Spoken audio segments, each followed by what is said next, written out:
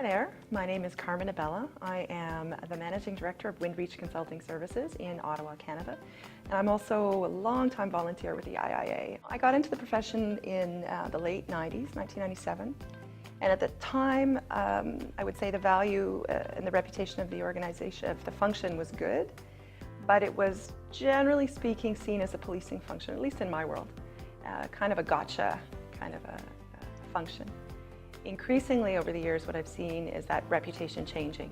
And we're getting, and I have stolen from one of my clients the notion that it's no longer gotcha, like police, but it's more like gotcha, you're safe.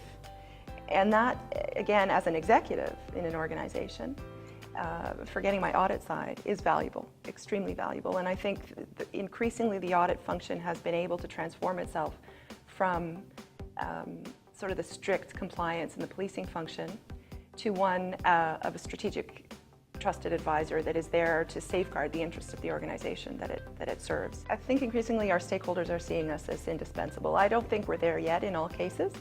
I think it's incumbent upon the internal auditors, and particularly the chief audit executives, to show the leadership to strategically position our value in that realm. And that will be picked up if it's done well.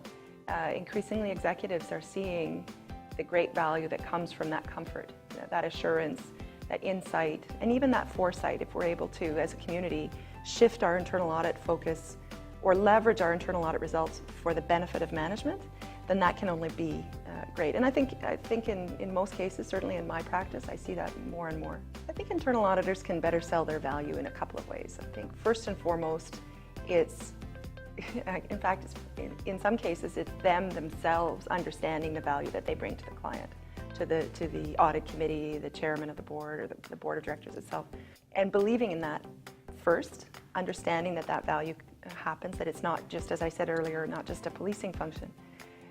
But then it's a question of having the skills and the culture and the attitude and the aptitude to articulate that value.